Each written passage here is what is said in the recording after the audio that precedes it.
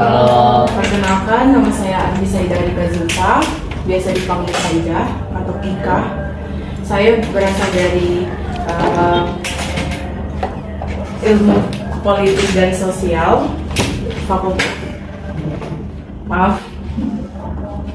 prodi psikologi Universitas Mula Warman.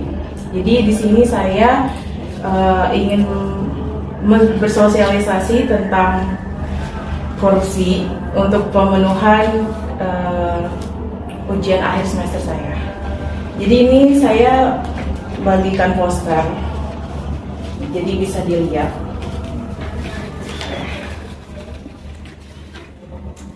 Dioper aja.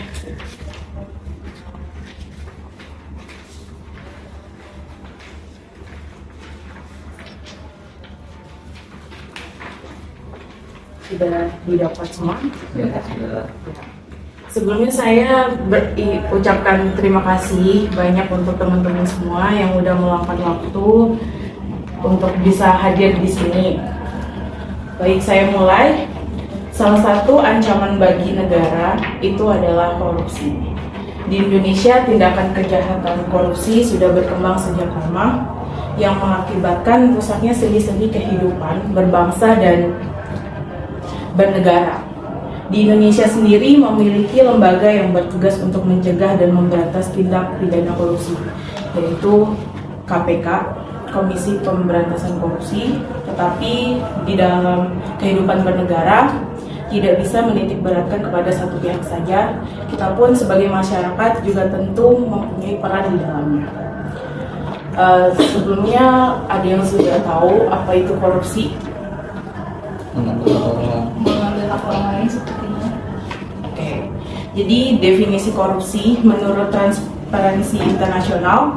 Jadi Transparansi Internasional ini adalah organisasi yang bertugas untuk mencegah korupsi. Ya, korupsi merupakan penyalahgunaan wewenang yang diberikan untuk kepentingan pribadi. Tindakan korupsi itu sangat tidak diperbolehkan karena akan berimbas kepada roda perekonomian dan beragam aspek lainnya. Kemudian ada bentuk-bentuk korupsi. Jadi bentuk-bentuk korupsi itu bukan sekadar hanya penggelapan uang, tetapi juga ada pemerasan, penyuapan, gratifikasi, berbuat curang, dan penggelapan jabatan. Jadi kita bahas dulu poin pertama, pemerasan. Pemerasan ini berupa perbuatan memaksa seseorang untuk memberikan harta benda yang mereka miliki kepada pihak yang melakukan pemerasan. Hal ini diatur dalam Undang-Undang Pasal 12 huruf E, G, dan H.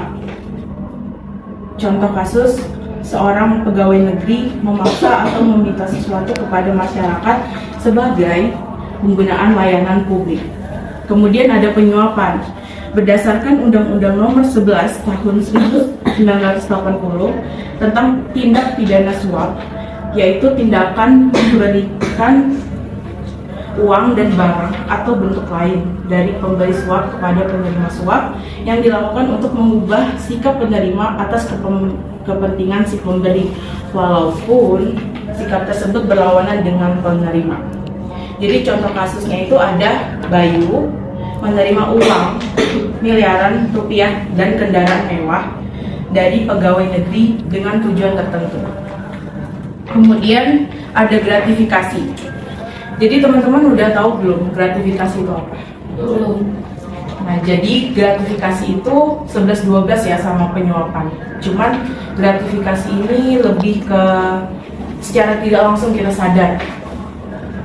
Jadi gratifikasi ini dianggap sebagai tanda ucapan terima kasih kepada pejabat atau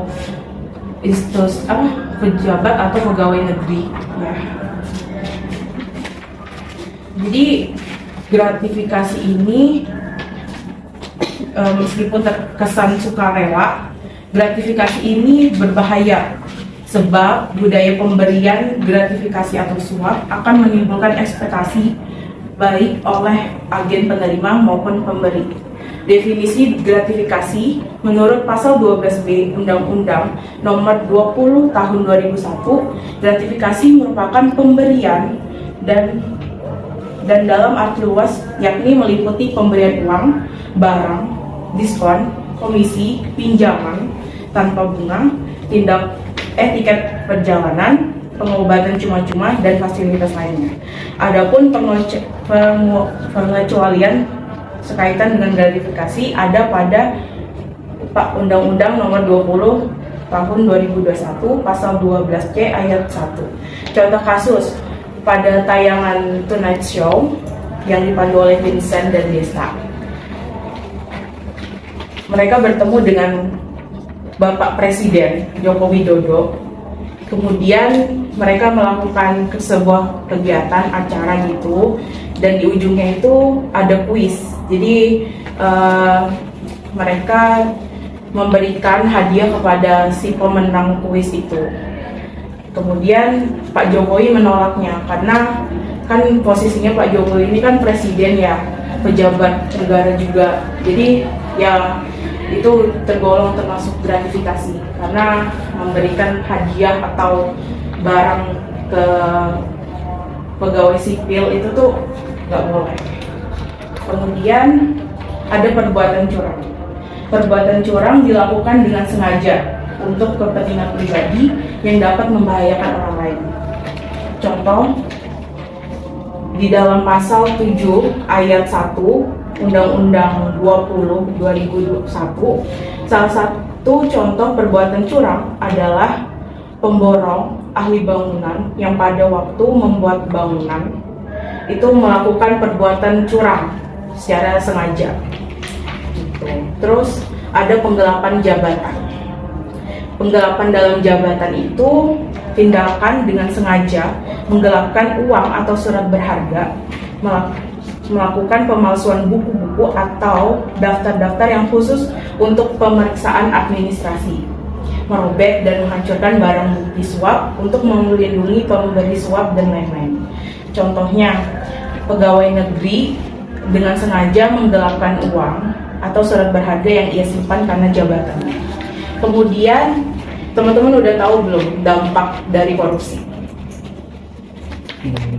Bisa menyebabkan kemiskinan bagi negara. Ada lagi? Meningkatkan utang negara. Ya, oke.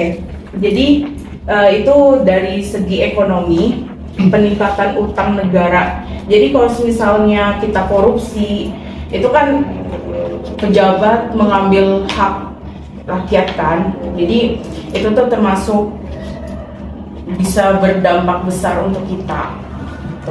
Terus rendahnya kualitas barang dan jasa publik. Jadi kualitas dan jasa publik. Kalau misalnya ada pemerintah yang memberikan anggaran dasar ke suatu pemegang proyek, terus kemudian uangnya dikorupsi, jadi kan yang pemilik, yang pembuat ini jadi mikir kan mau pakai apa kualitasnya, jadi harus diganti dengan mungkin rendah gitu. Terus dalam segi sosial, meningkatnya rantai kemiskinan, terbatasnya akses untuk lapisan masyarakat yang benar-benar membutuhkan bantuan.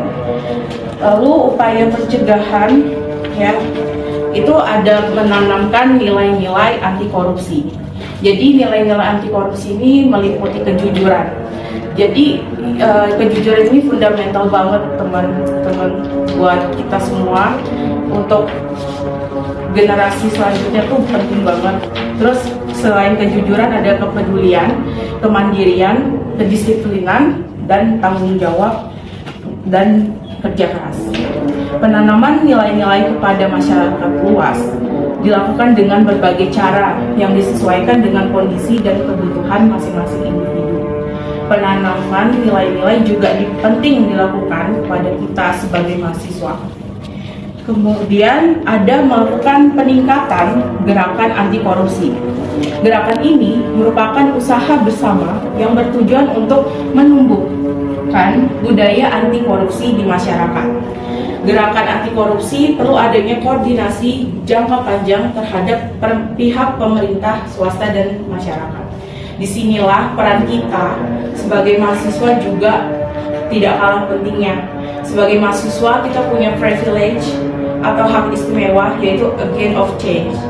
Ya, seperti saya di depan ini dengan mensosialisasikan anti korupsi, itu juga bisa hal kecil yang bisa kita bangun dari ini. Terus kemudian ada memberikan hukuman setimpal pada koruptor. Jadi ini berkaitan dengan lembaga atau pihak yang berwenang. Ya. Kita sebagai masyarakat, hal yang bisa kita lakukan ya mungkin bisa dengan melakukan sanksi sosial agar para koruptor itu jerak. Oke, sekian dari saya. Korupsi adalah sesuatu yang harus diberantas dan dihilangkan.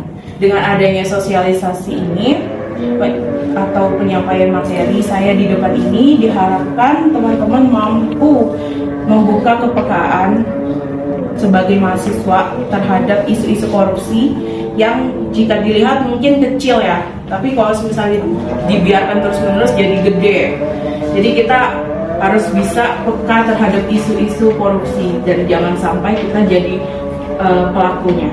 Sekian dari saya, mungkin ada pertanyaan dari teman-teman. Apa yang kita harus hindari biar tidak korupsi? Jadi yang kita hindari itu tuh perilaku yang mencontek. Ya, jadi menyontek itu tuh mungkin sepele ya. Tapi kalau misalnya kita terus bermindset, oke, aku nyontek, aku bakal berbuat curang nih ketika ujian. Jadi ketika kita dihadapkan situasi yang sulit, kita bakalan mikir, oh nggak apa-apa deh. Jadi kayak seakan-akan ya udah kita membiarkan hal itu jadi normal. Mungkin ada lagi. Mungkin sudah cukup untuk penjelasan atas. Baik, saya ucapkan terima kasih teman-teman udah mau bantu saya dalam pemenuhan tugas ini. Ya, saya ucapkan terima kasih banyak. Sama. Oke.